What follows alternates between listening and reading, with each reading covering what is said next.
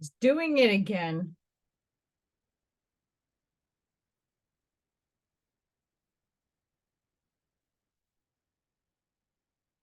Hey guys, this is Allison from AllyKatKreations. How are you? Please like, share, and subscribe to my channel. And if you get anything from my work, a connect, the dot, an epiphany, a mind-blown moment, a new book to read, new author to explore, please consider supporting my work. All the links are dropped down below. And if you're interested, this is like almost 5 pounds.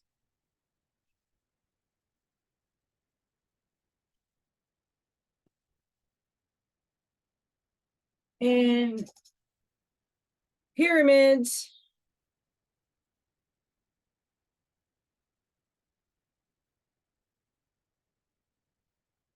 Please go to my website, AllyKatKreations211.com. I have a lot of paintings and another fun amount of things there. I do my stuff privately at the moment, so please reach out to me through email if you're interested in anything. And soon to come are ornaments for Christmas. Fun times. Been busy. The Secret Teachings of All Ages by Manly P. Hall. The Tabernacle in the Wilderness. This camera is going to make me nuts.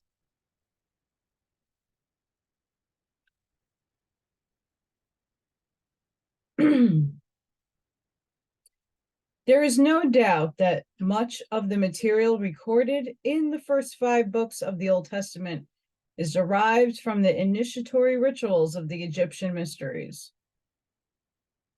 The priests of Isis were deeply versed in occult lore, and the Israelites during their captivity in Egypt learned from them many things concerning the significance of divinity and the manner of worshiping it.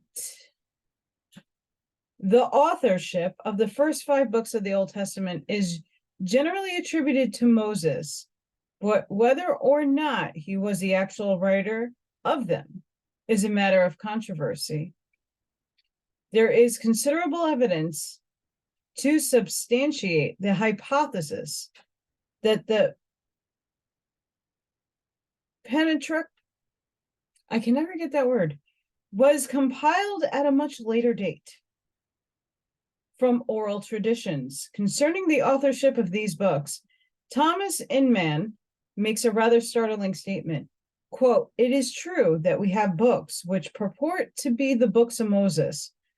So there are, or have been, books purporting to be written by Homer, Orpheus, Enoch, Mormon, and Janus. Yet, the existence of the writings and the belief that they were written by those whose names they bear are no real evidence of the men or the genuineness of the works called by their names. It is true also that Moses is spoken of occasionally in the time of the early kings of Jerusalem, but it is clear that these passages are written by a late hand and have been introduced into the place where they are found, with the definite intention of making it appear that the lawgiver was known to David and Solomon. While this noted scholar undoubtedly had much evidence to support his belief, it seems that this statement is somewhat too sweeping in character. It is apparently based upon the fact that Thomas Inman doubted the historical existence of Moses. This doubt was based upon the etymological resemblance of the word Moses to an ancient name for the sun.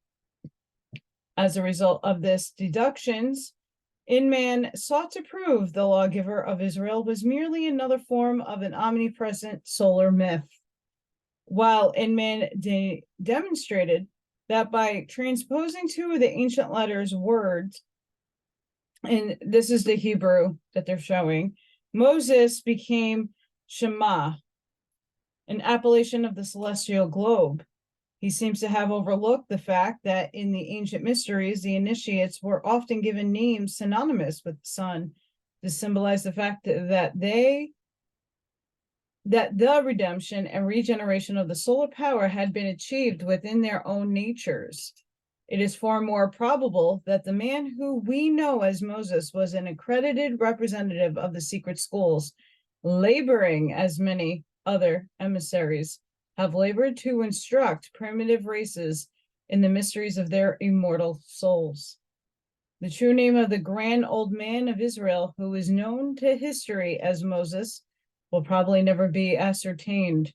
The word Moses, when understood in its esoteric Egyptian sense, means one who has been admitted into the mystery schools of wisdom and has gone forth to teach the ignorant concerning the will of the gods and the mysteries of life. And these mysteries were explained within the temples of Isis, Osiris, and Cephreus. I don't know why I say his name like that. Sorry, Serapis Bay. There is much controversy concerning the nationality of Moses. Some assert that he was a Jew, adopted and educated by the ruling house of Egypt. Others hold the opinion that he was a full-blooded Egyptian. A few even believe him to be identical with the immortal Hermes. For both these illustrious founders of religious systems received tablets from heaven supposedly written by the finger of God. The stories told concerning Moses has discovery in the Ark of Bulrushes by Pharaoh's daughter, his adoption into the royal family of Egypt, and his later revolt against Egyptian autocracy coincide exactly with the certain ceremonies through which the candidates of Egypt mysteries passed in their ritualistic wanderings in search of truth and understanding. The analogy can also be traced in the movements of heavenly bodies. It is not strange that the erudite Moses, initiated in Egypt, should teach the Jews a philosophy containing the more important principles of Egyptian esotericism. The religions of Egypt at the time of the Israelitic capacity were far older than even the Egyptians themselves realized. Histories were difficult to compile in those days, and the Egyptians were satisfied to trace their race back to a mythological period when the gods themselves walked the earth, and with their own power established a double empire of the Nile. The Egyptians did not dream that these divine progenitors were the Atlanteans, who forced to abandon their 7 islands because of volcanic cataclysms, had immigrated into Egypt, then an Atlantean colony, where they established a great philosophic and literary center of civilization, which was later to influence profoundly the religions and sciences of unnumbered races and peoples. Today, Egypt is forgotten, but things Egyptian will always be remembered and revered. Egypt is dead, yet it lives immortal in its literature, philosophy, and architectonics.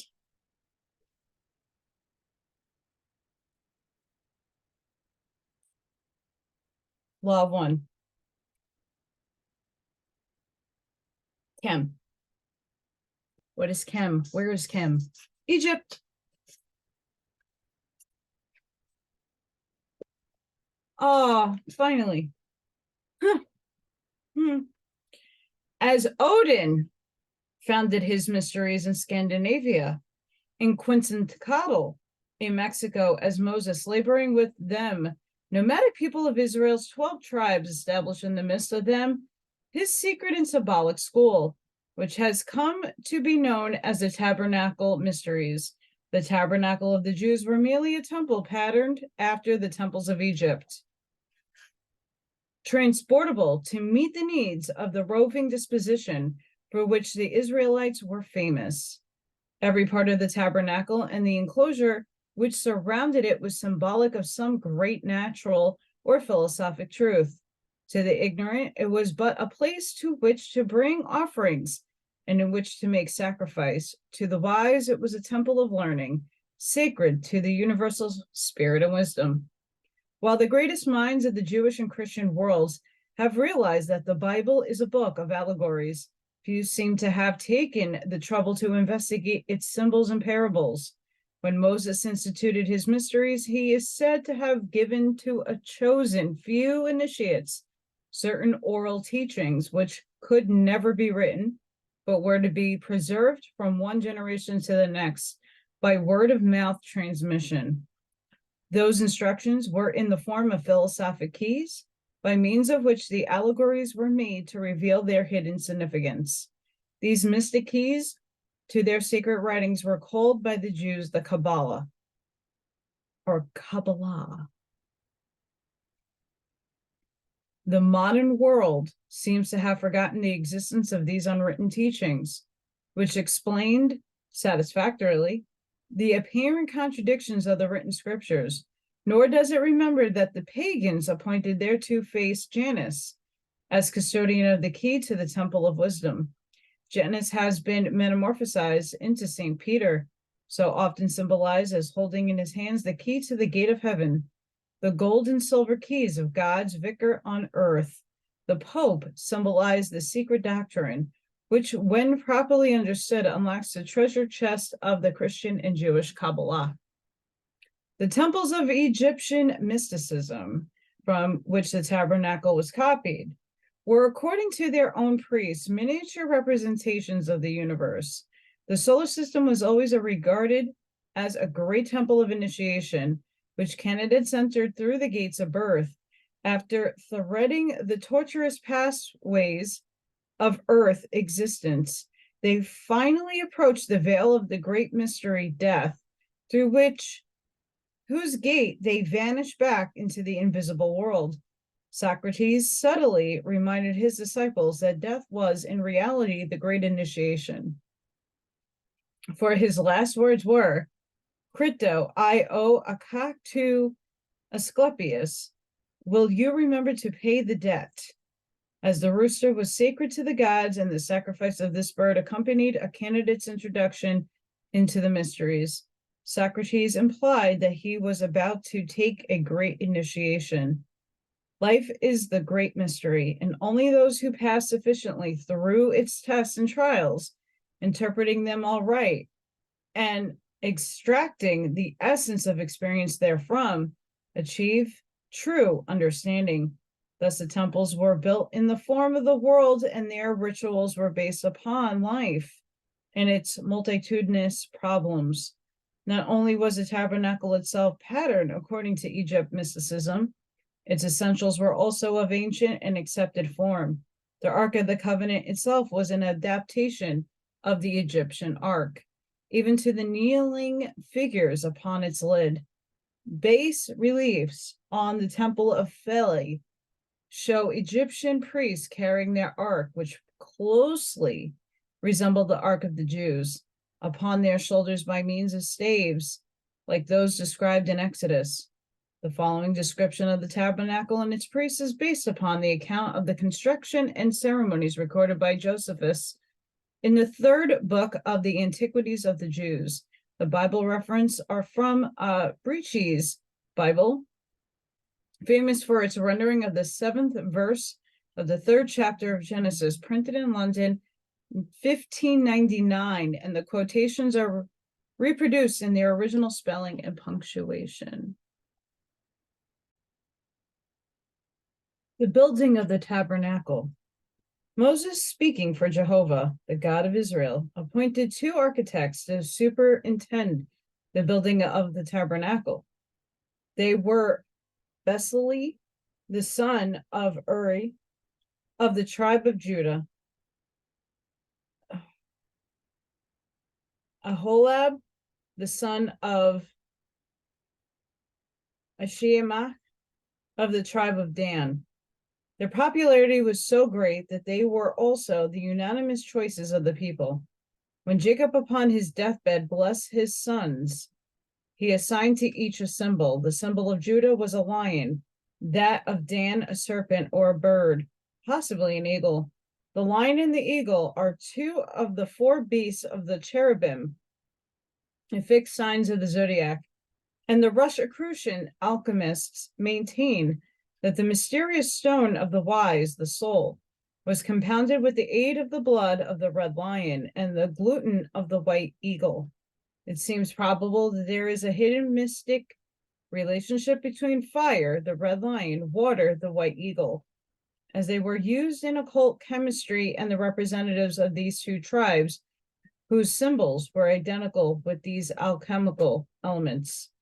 As the tabernacle was the dwelling place of God among men, likewise the soul body in men is the dwelling place of his divine nature, round which gathers a 12-fold material constitution, in the same manner that the tribes of Israel camped about the enclosure sacred to Jehovah.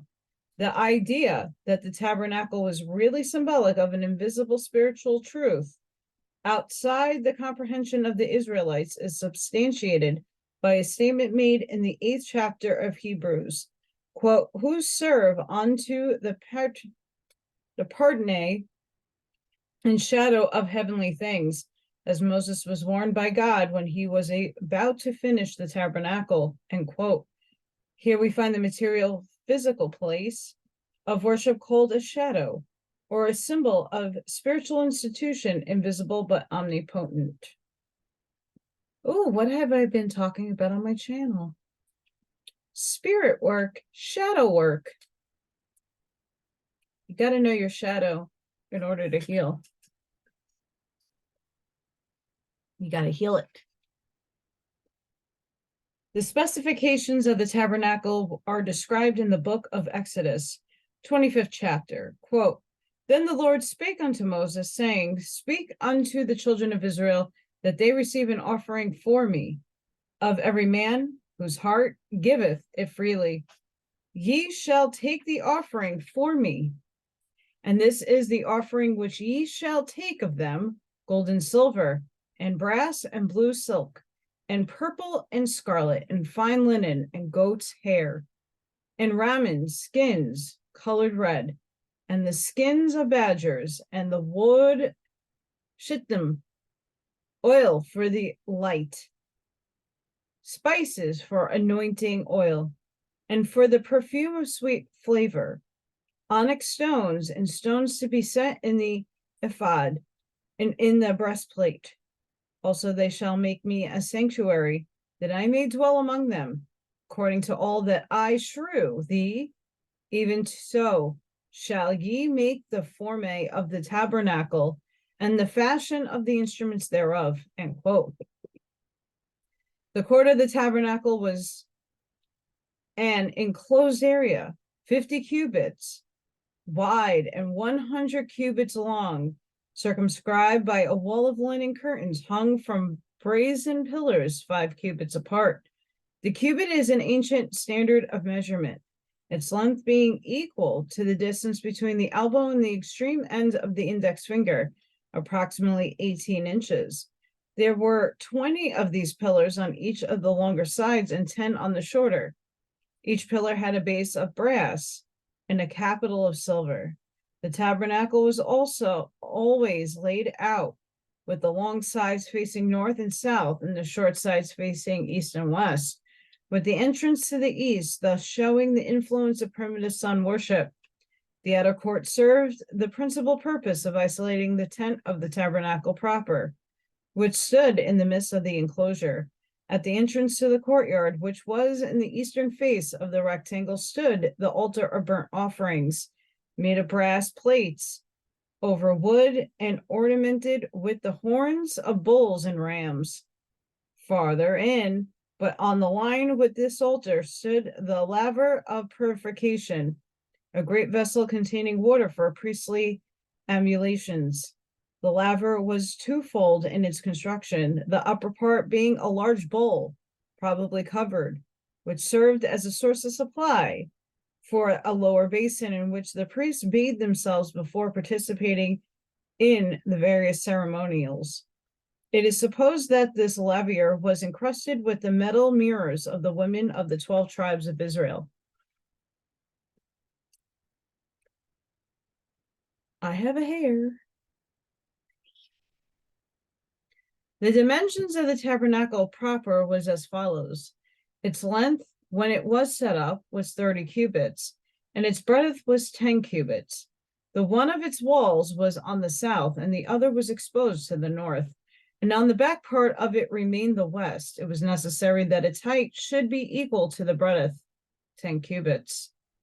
It is the custom of bibliologists to divide the interior of the tabernacle into 2 rooms, one room 10 cubits wide, 10 cubits high, and 20 cubits long, which was called the holy place and contained 3 special articles of furniture, namely the 7-branched candlestick, the table of the shewbread, and the altar of burnt incense.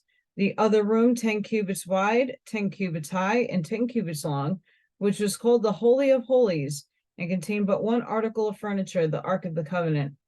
The 2 rooms were separated from each other by an ornamental veil, upon which were embroidered many kinds of flowers, but no animal or human figures. Josephus hints that there was a 3rd compartment which was formed by subdividing the holy place, at least hypothetically, into 2 chambers.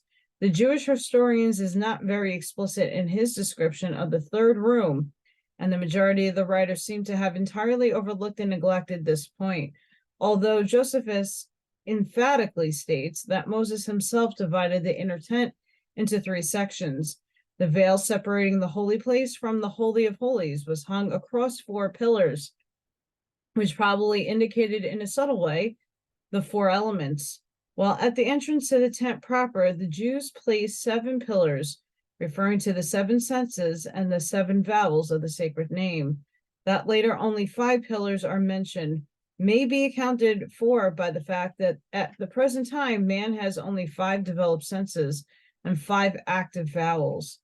The early Jewish writer of the Barathia treats of the curtains as follows, quote, there were provided 10 curtains of blue, of purple, and scarlet, and fine twined linen, as is said. Moreover, thou shalt make the tabernacle with 10 curtains of fine twine, linen, and blue and purple and scarlet. There were provided 11 curtains of goat's hair, and the length every one of them with 30 cubits. Rabbi Judah said there were 2 covers, the lower one of ram's skins dyed red, and the upper one of badger skins. Calumet is of the opinion that the Hebrew and word translated badger really means dark purple, and therefore did not refer to any particular animal, but probably to a heavily woven waterproof fabric of dark and inconspicuous color. During the time of the Israel's wanderings through the wilderness, it is supposed that a pillar of fire hovered over the tabernacle at night, while a column of smoke traveled with it by day. This cloud was called by the Jews the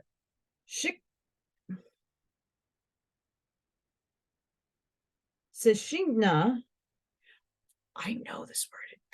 Project it. Shechina, maybe, was a symbol of the presence of the Lord.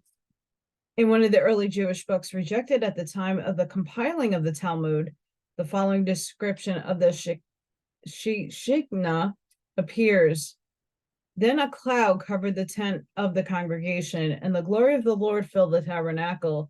And that was one of the clouds of glory which served the Israelites in the wilderness 40 years, one to the right hand and one on the left hand, and one before them and one behind them, and over them, and a cloud dwelling in their midst, and the cloud Shechina,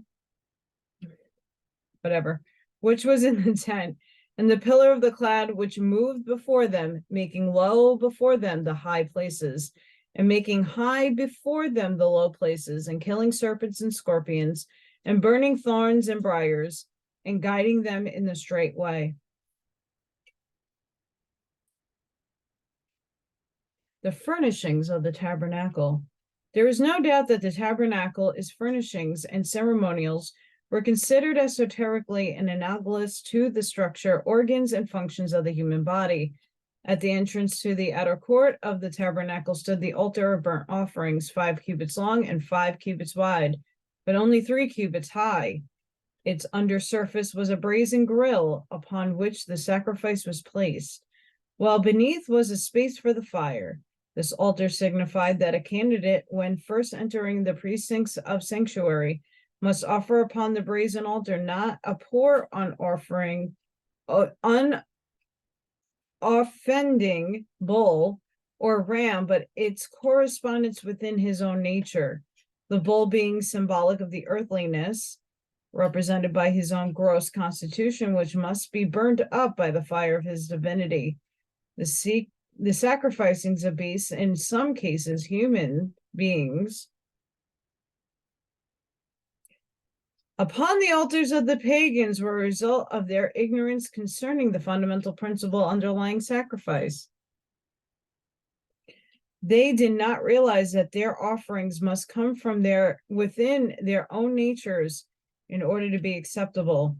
Farther westward in the line with the brazen altar was the laver of purification already described. It signified to the priest that he should cleanse not only his body, but also his soul from all stains of impurity. For none who is not clean in both body and mind can enter into the presence of the divinity and live. Beyond the laver of purification was the entrance to the tabernacle proper, facing east, so that the first rays of the rising sun might enter and light the chamber. Between the encrusted pillars could be seen the holy place, a mysterious chamber, its walls hung with magnificent drapes embroidered with the faces of cherubs. Against the wall on the southern side of the holy place stood the great candlestick or lampstand of cast gold, which was believed to weigh about 100 pounds. From its central shaft branched out 6 arms, each ending in a cup-shaped depression in which stood an oil lamp. There were 7 lamps, 3 on the arms at each side and 1 on the central stem. The candlestick was ornamented with 72 almonds, knops, and flowers. Josephus says 70. But wherever this round number is used by the Hebrews, it really means 72. Opposite the candlestick, against the northern wall, was a table bearing 12 loaves of shewbread into 2 stacks of 6 loaves each. Calumet is of the opinion that the bread was not stacked up, but spread out on the table in 2 rows, each containing 6 upon the tops of the stacks of shewbread, so that the smoke of the incense might be acceptable aroma to the Lord, bearing with it in its ascent the soul of the shewbread. In the center of the room, almost against the partition leading into the Holy of Holies, stood the altar of burnt incense, made of wood overlaid with golden plates. Its width and length were each a cubit, and its height was 2 cubits. The altar was symbolic of the human larynx, from which the words of man's mouth ascend as an acceptable offering unto the Lord. For the larynx occupies the position in the constitution of man between the holy place, which is the trunk of his body, and the Holy of Holies, which is the head which it contains. Into the high holies none might pass save the high priest, and he only at certain prescribed times. The room contained no furnishings save the Ark of the Covenant, which stood against the western wall opposite the entrance. In Exodus, the dimensions of the ark are given as 2.5 cubits for its length, 1.5 cubits its breadth, and 1.5 cubits its height.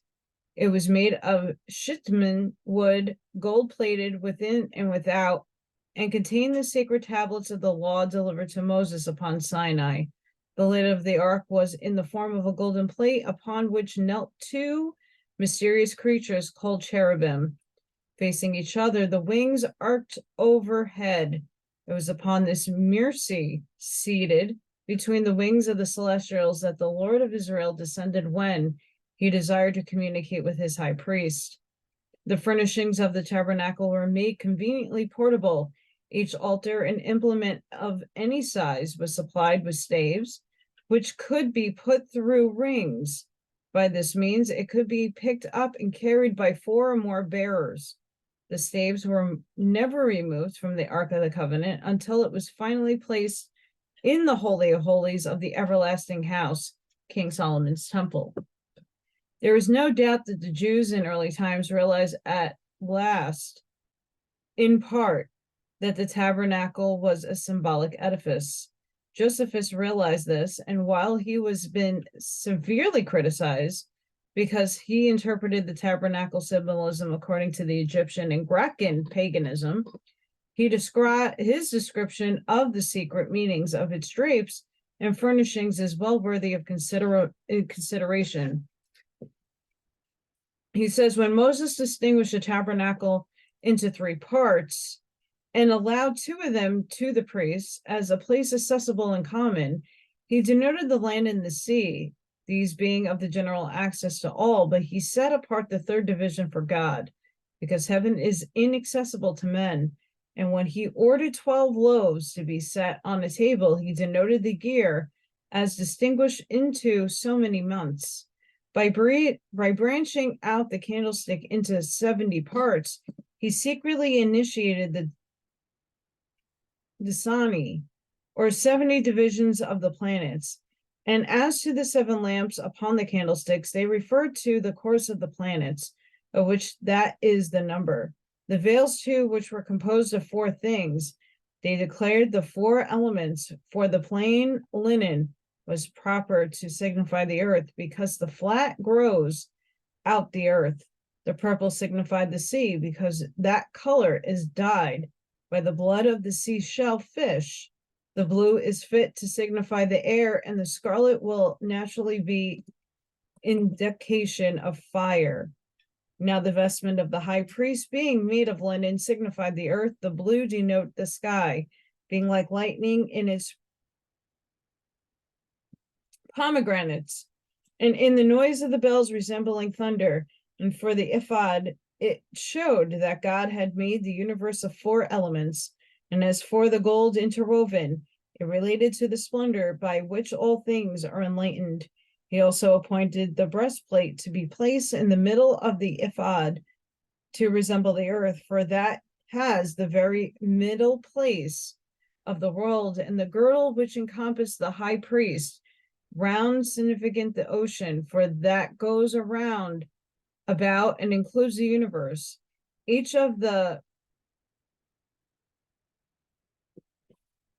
sardances declares to us the sun and the moon, those I mean that were in the nature of the buttons on the high priest's shoulders. And for the 12 stones, whether we understand them to be months, or whether we understand like the like number of the signs of the circle, which the Greeks called zodiac, we shall not be mistaken in their meaning. And for the Maitri, which was of the blue color, it seems to me to mean heaven, for how otherwise could the name of God be inscribed upon it? That it was also illustrated with a crown, and that of gold also, it is because of that splendor with that which God is pleased. It is also symbolically significant that the tabernacle was built in 7 months and dedicated to God at the time of the new moon. The metals used in the building of the tabernacle were all emblematic. Gold represents spirituality, and the gold plates laid over the shittim wood were emblems of the spiritual nature, which glorifies the physical body, is surrounded by a series of invisible bodies of diverse colors and great splendor. In the majority of people, the spiritual nature is concealed and imprisoned in the material nature. But in a few, this internal constitution has been objectified, and the spiritual nature is outside, so that it surrounds man's personality with a great radiance. Silver, used as the capitals for the pillars, has its reference to the moon, which was sacred to the Jews and the Egyptians alike. The priests held secret ritualistic ceremonies at the times of the new and full moon, both of which periods were sacred to Jehovah. Silver, so the ancients taught, was gold with its sun ray turned inward instead of objectified. While gold symbolized the spiritual soul, silver represented the purified and regenerated human nature of man. The brass used in the outer altars was a composite substance consisting of an alloy of precious and base metals. Thus, it represented the constitution of the average individual, who is a combination of both the light, higher, and the lower elements. The three divisions of the tabernacle should have a special interest to Freemasons, for they represent the 3 degrees of the Blue Lodge, while the 3 orders of priests who serve the tabernacle are preserved to the modern masonry as the entered apprentice, the fellow craftsman, and the master mason. The Hawaiian Islanders built a tabernacle not unlike that of the Jews, except their rooms were one above another and not one behind another. As in the case of the tabernacle of the Israelites, the 3 rooms are also the 3 important chambers of the Great Pyramid of Giza.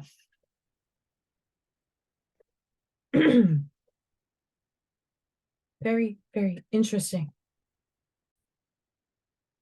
The robes of glory.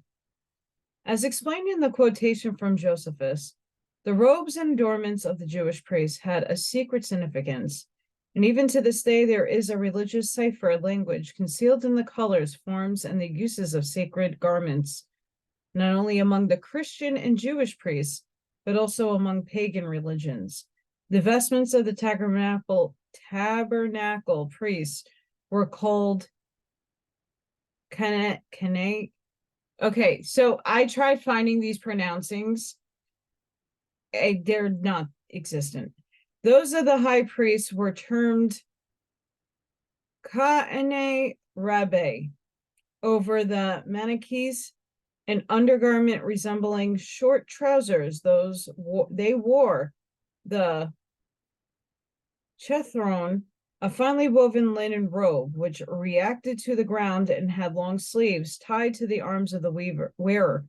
A brightly embroidered sash twisted several times around the waist, a little higher than a customary, with one end pendant in front and a closely fitted linen gap, designated, I'm not attempting this, completed the costume of the ordinary priest. Okay, so it's like priestly garb, like Monsignor, Monsignors don't wear all that. Bishops, popes, something like that. The vestments of the high priest were the same as those of the lesser degrees, except that certain garments and adornments were added. Over the specifically woven white linen robe, the high priest wore a seamless and sleeveless habit, sky blue in color and reaching nearly to his feet. This was called the menir and was ornamented with a fringe of alternated golden and bells and pomegranates.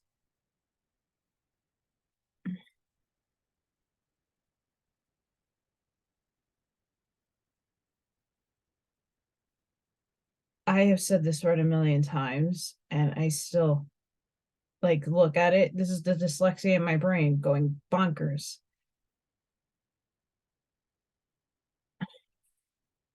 It's going to piss me off. Sorry, guys. Hang on.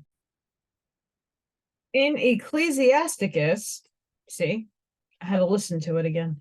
One of the books rejected from the modern Bible. These bells and their purpose are described in the following words.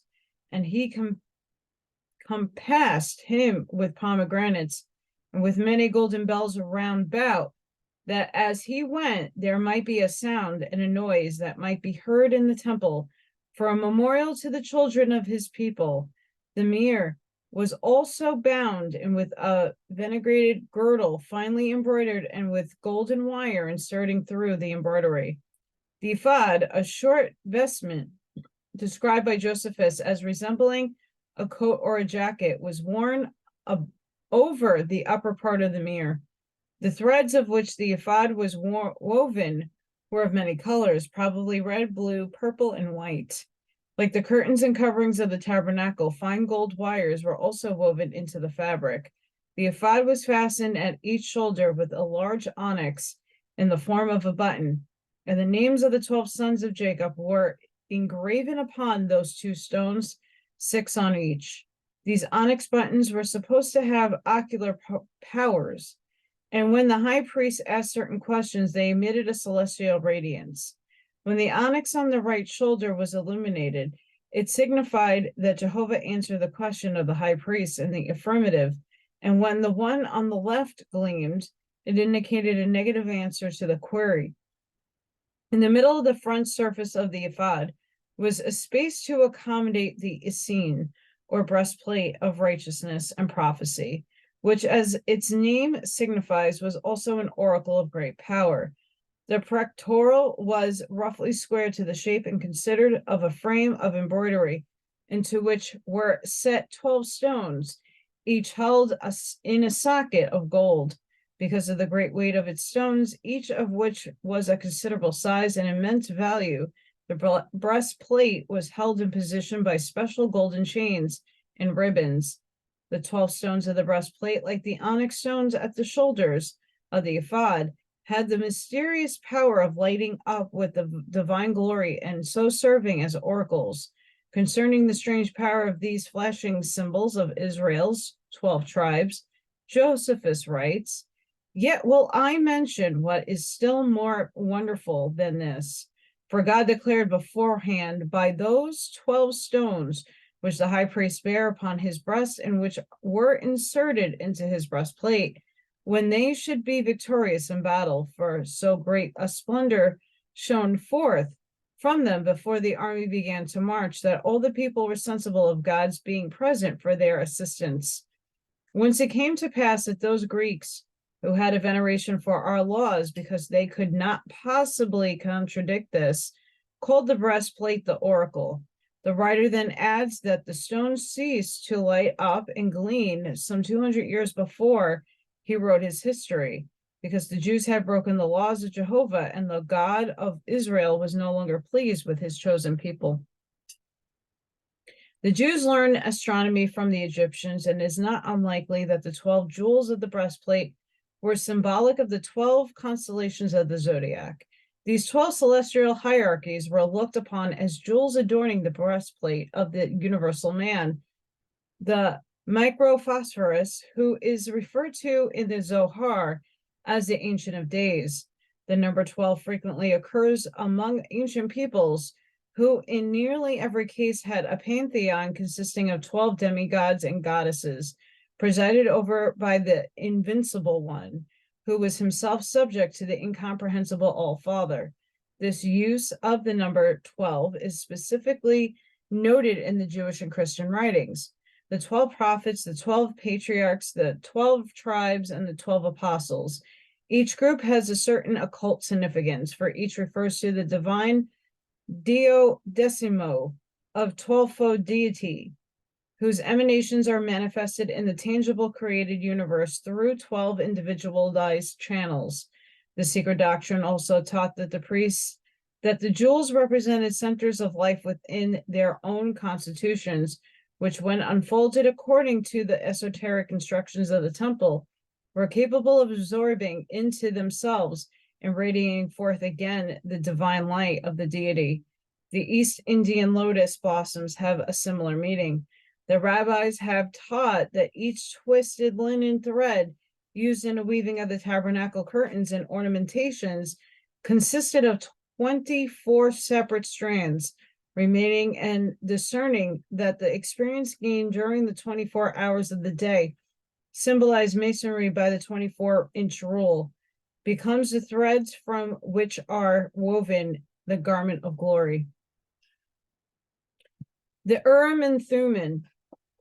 In the reverse side of the Essene, or breastplate, was a pocket containing mysterious objects. The Urim and the Thummim, aside from the fact that they were used in divination, little is now known about these objects.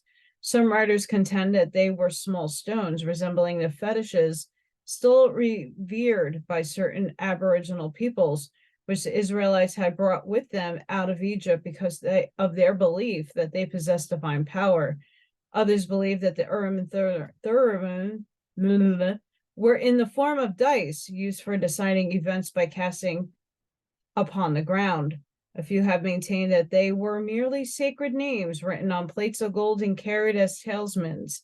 According to some, the Urim and the Thummim signify lights and perfections, or light and truth, which last present a striking analogy to the two figures of Re, Ra, and Themi in the breastplate worn by the Egyptians. Not the least remarkable of the vestments of the high priest was his bonnet or headdress. Over the plain white cap of the ordinary priest, his dignitary wore an outer cloth of blue and a crown of gold, the crown consisting of 3 bands, one above the other, like a triple meter of the Persian magi. This crown symbolized that the high priest was ruler not only over the 3 worlds, which the ancients had differentiated heaven, earth, and hell, but also over the threefold divisions of man and the universe, the spiritual, intellectual, and material worlds. These divisions were also symbolized by the 3 apartments of the tabernacle itself. At the peak of the headdress was a tiny cup of gold, made in the form of a flower. This signified that the nature of the priest was receptive, and that he had a vessel in his own soul, which, cup-like, was capable of catching the eternal waters of life pouring upon him from the heavens above. This flower over the crown of his head is similar to its esoteric meaning to the rose growing out of a skull, so famous in the Templar symbology.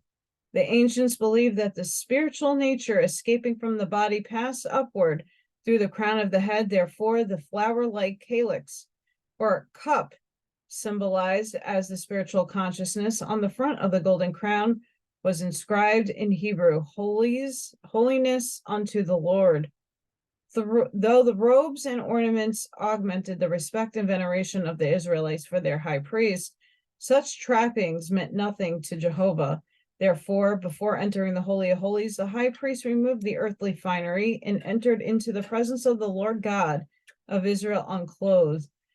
There, he could be robed only in his own virtues, and his spirituality must adorn him as a garment. There is a legend to the effect that any who chanced to enter the Holy of Holies unclean were destroyed by a bolt of divine fire from the mercy seat. If the high priest had but one selfish thought, he could be struck dead, as no man knows when an unworthy thought may flash through his mind.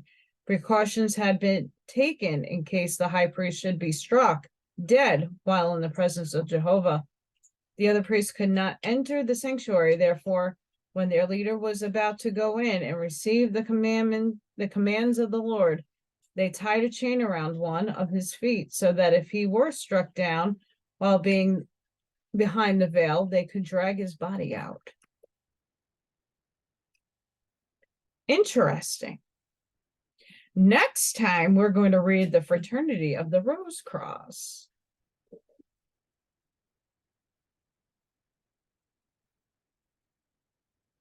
Pretty interesting. Not gonna lie. I hope you enjoyed that, guys. Sending each and every one of you love, light, protection, and shielding. Please like, share, and subscribe to my channel. And if you want to get in contact with me or any of the above, all that is in the description under the video. It's going to snow probably where I am tomorrow. Halloween, Soween. So I hope everybody, I'm going to put this out there. Please have a fantastic Halloween. We are taking this holiday back. We're taking all holidays back, because you want to know what? When you are one with Source, it's all an experience. And if this is a holiday that any kid could do something and be a superhero or be something hilarious or cute or whatever, it's self-expression, and it gives kids motivation to really seek out help. When you go trick-or-treating and knocking at doors, what happens one day if an accident happens? Oh, stranger danger. Yeah, I get it. But in the times of emergency, it gives gives renewal and faith in man. Even though it's candy and that's not good for you, it's still something. And it's showing the good graces to have a great time. Too many people take the holiday thing a little too serious. It's just another day. Live it to your fullest. You're not promised tomorrow. And for the sake of the spirit of honoring your ancestors and the dead, which there is nothing wrong with that. They're not really dead. It's just honoring energy. Honor them. You never know what will come of it. But until the next one, guys, I hope you all have a really safe and happy Halloween wherever you are in the world if you celebrate. If not, have a wonderful day. I know half the United States is going to be getting some snow. Some of the United States is going to be really, really cold. And it's dropping to 36 degrees here, which around this time of year, it's not unheard of.